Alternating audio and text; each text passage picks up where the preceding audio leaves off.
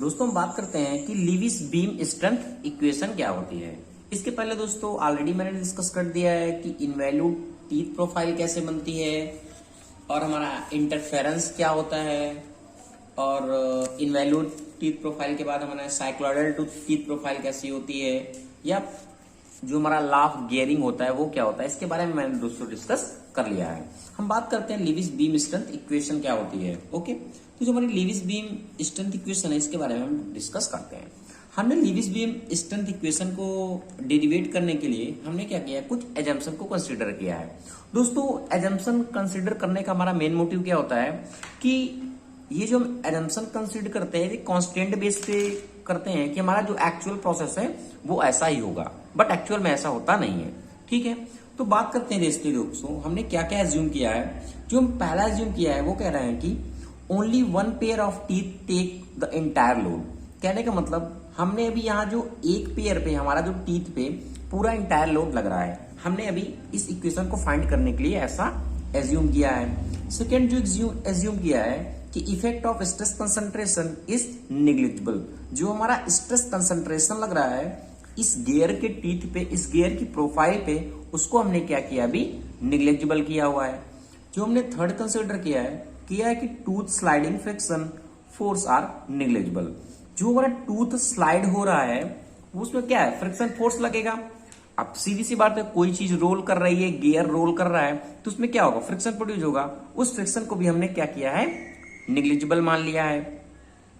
फिर हमारा जो फोर्थ पॉइंट है कह रहा है कि load is uniformly distributed across a full face of width. जो हमारा फेस है, विड्थ है गियर का, जो हम लोड लगा रहे हैं वो क्या है, पूरे उसमें यूनिफॉर्मली डिस्ट्रीब्यूटेड हो रहा है। ये हमने ऐसा एज्यूम कर लिया है। अब हमने दोस्तों क्या करते हैं, इसको सॉल्व करने के लिए, लेविस इक्वेशन स्ट्रेंथ इक्वेशन को फाइंड करने के लिए हमने क्या किया है, ओनली एक टीथ को हमने ड्रा किया हुआ है। ठीक है, जो हमारा टीथ दोस्तों हमने यहाँ ड्रा किया हुआ है ये एज ए कैंटिलीवर की तरीके काम कर रहा है। अभी कैंटिलीवर की तरीके काम क्यों कर रहा है कि हमारा जो लोड है ना वो ओनली वन इंडेक्स तरीके से हमारा लग रहा है। ओके, हम ऐसा मान सकते हैं।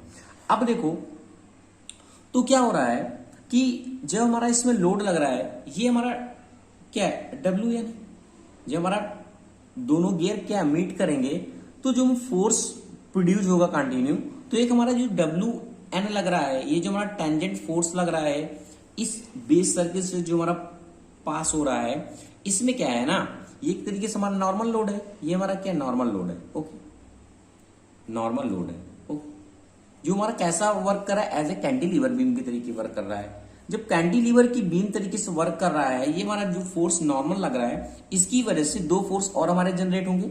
जो हमारे दो फोर्स जनरेट हो रहे हैं, एक हमारा होगा डब्ल्यू आर जिससे हमने मान दिया कंप्रेसिव स्ट्रेस हमारा जनरेट हो रहा है, और एक हमारा डब्ल्यू टी जनरेट हो रहा है, वो हो गया बेंडिंग स्ट्रेस। ठीक है, तो दो फार्मूले इस नॉर्मल की वजह से एक तरीके से हम कह सकते हैं हमारा जो फोर्स है वो हमें मिल रहा है, डब्ल्यू। ठीक है, तो हम अगर ये हमारा कैंटिलीवर की तरीके वर्क कर रहा है तो देखते क्या है, हमने मान लिया जो हमारा फोर्स लग रहा है इस टीथ प्रोफाइल का, ये मैंने एक तरीके से टीथ कंसिडर किया हुआ इंटरनल।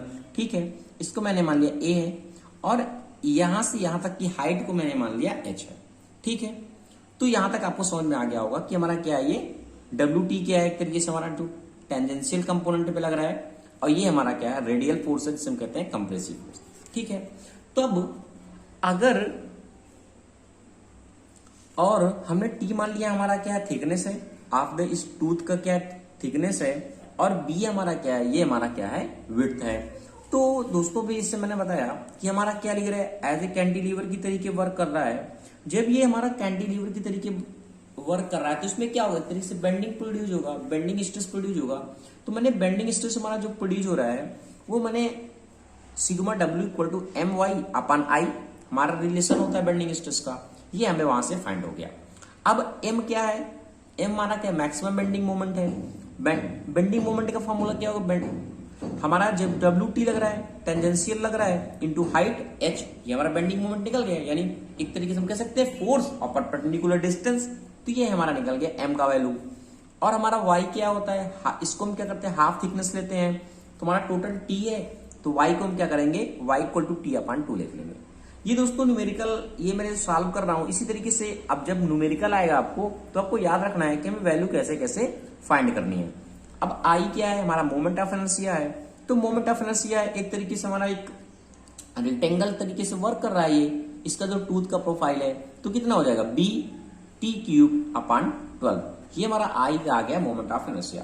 तो यहां से हम जो हमारा बेंडिंग स्ट्रेस है वो हमें यहां से मिल जाएगा। अब देखो जब बेंडिंग स्ट्रेस हमें मिल जाएगा, ये सारी वैल्यू को हम क्या करते हैं यहाँ पुट कर देते हैं। एम इक्वल टू क्या था, डब्ल्यू टी टेंजेंशियल फोर्स हमारा जो लग रहा है इंटू एच, वाई थिकनेस है टी अपॉन 2 लेंगे, और आई इक्वल टू क्या moment of inertia B T cube upon 12। यहां तक कोई दोस्तों प्रॉब्लम नहीं है। अब इसके बाद क्या करना है, अब हम जब इसे सॉल्व करेंगे ये 2 ये है 12 6 हो जाएगा, ये W T into H into 6 upon B T square, क्योंकि एक टी यहाँ है एक टी क्यूब यहाँ है तो टी स्क्वायर हमारा बच जाएगा। ठीक है, तो यहां से हमें डब्ल्यू टी इक्वल टू मिल गया sigma W B T square upon 6h। Okay, ये देखो फॉर्मूला हमने कहां से कंसिडर किया, हमने क्या किया इसको कन्वर्ट कर दिया सिग्मा डब्ल्यू को। ठीक है, हमें चाहिए क्या स्ट्रेंथ चाहिए, तो हमारा स्ट्रेंथ क्या है डब्ल्यू टी है, हमें स्ट्रेंथ कोई फाइंड करना है तो हमने यहां से फाइंड कर लिया। जो डब्ल्यू टी है वो कितना हो जाएगा सिग्मा डब्ल्यू, ये स्ट्रेस यानी sigma B T square upon 6h। Okay, यहां तक कोई भी दोस्तों प्रॉब्लम नहीं है।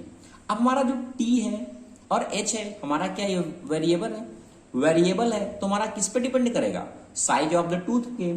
ठीक है, ये सर्कुलर पिच पे, तो हमने इसको मान लिया T equal to X P C और H equal to K P सी।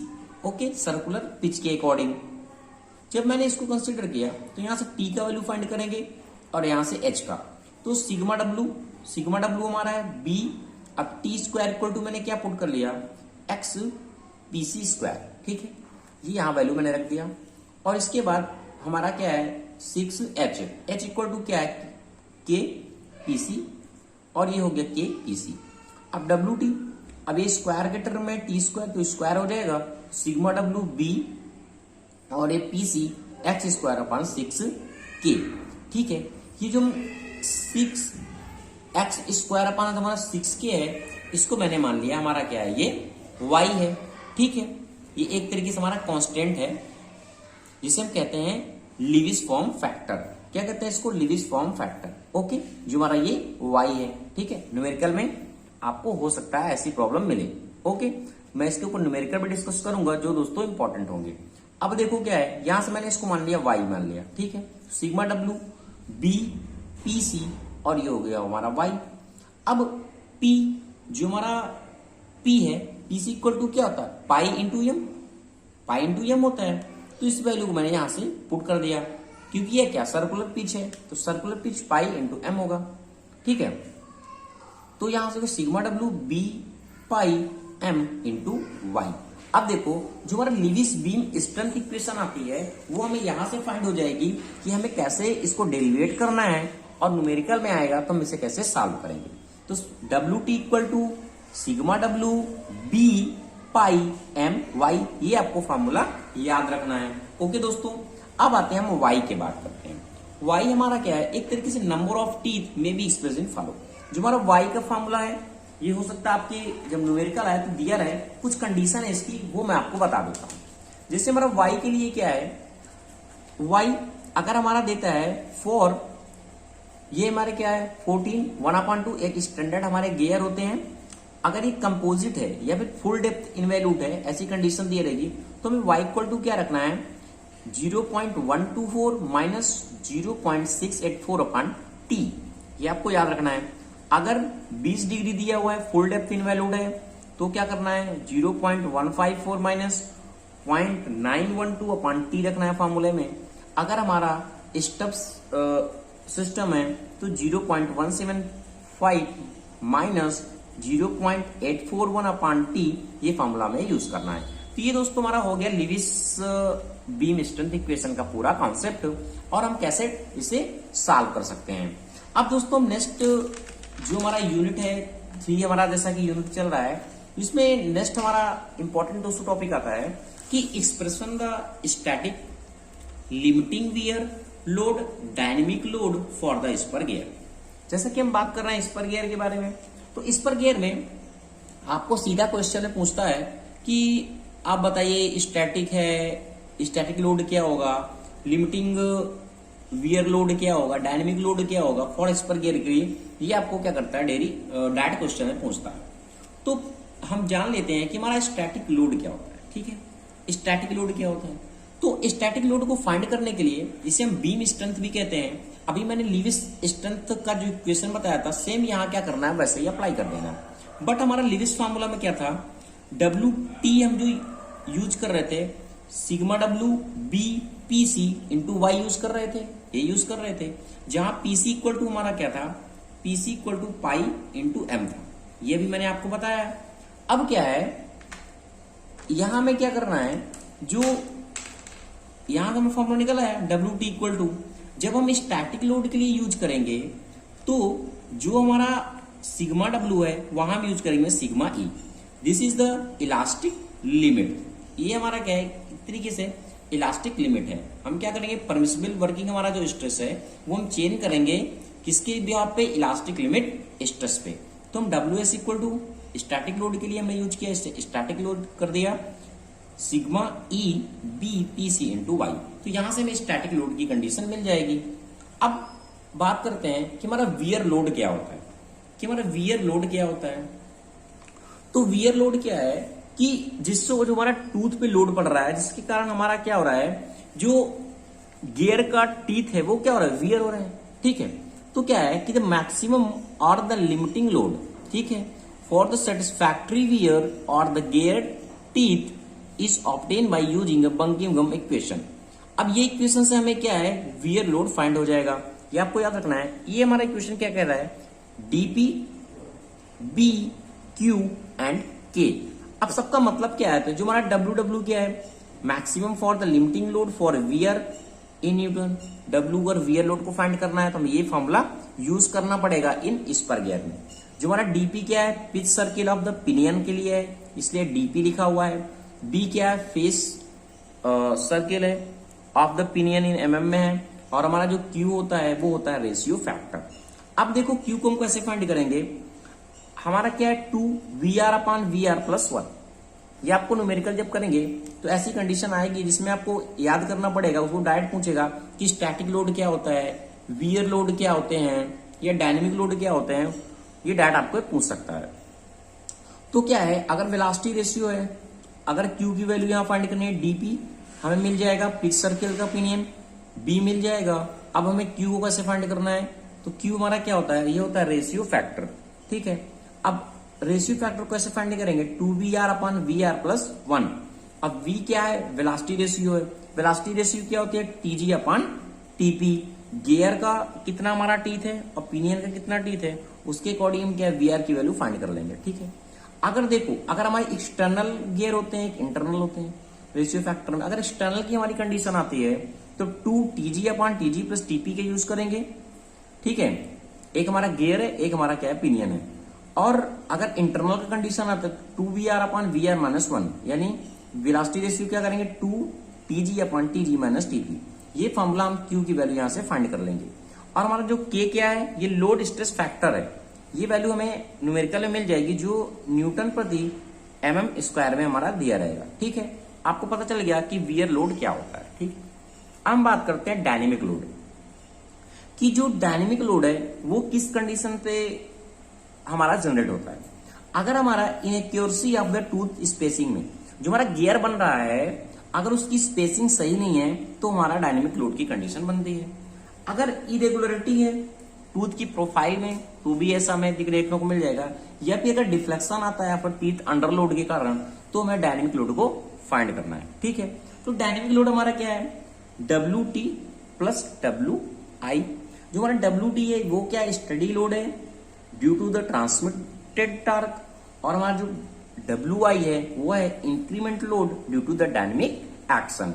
तो हमारा अगर डायनेमिक लोड को फाइंड करना है तो हम सम करेंगे स्टडी लोड को, और हमारा जो इंक्रीमेंट लोड हो रहा है dynamic load, this is called the dynamic load total. ठीक है, डब्ल्यू डी। अब देखो इसको फाइंड करने के लिए क्या करना है हमें, तुम्हारा डब्ल्यू आई पता चल गया। ये जो हमारा डब्ल्यू आई है, जो जैसे मैंने बताया ना, डब्ल्यू जो हमारा डी है वो क्या होता है, W T plus WI, but जो हमारा इंक्रीमेंट लोड है due to the dynamic action के कारण ये किस पे डिपेंड करता है कि depend upon the pitch line, कि उसकी पिच लाइन कैसी है, वेलोसिटी पे, फेस विड्थ पे, मटेरियल ऑफ द गियर, इस सब पे हमारा WI क्या करता है, डिपेंड करता है। ठीक है। अगर हमसे पूछता है कि हमारी जो एवरेज कंडीशन है, फॉर एवरेज कंडीशन के लिए जो हम WT इक्वल टू, मैंने फॉर्मूला बताया था WT प्लस WI, तो हमारा WT एज इट इज हमें फाइंड हो जाएगा स्ट्रेंथ से। ठीक है। अब हमें WI को फाइंड करने के लिए क्या करना है, फॉर्मूला लगाना है 21V BC प्लस WT। ये फॉर्मूले दोस्तों आपको याद रखने हैं, बार बार मैं कह रहा हूं, 21V plus root BC plus WT। अगर ये फॉर्मूले आपको याद नहीं रहेंगे तो न्यूमेरिकल में आपको प्रॉब्लम आएगी, कंफर्म दोस्तों आएगी। तो इस तरीके से हम क्या कर सकते हैं, एवरेज कंडीशन को फाइंड कर सकते हैं इन एज पर गियर में।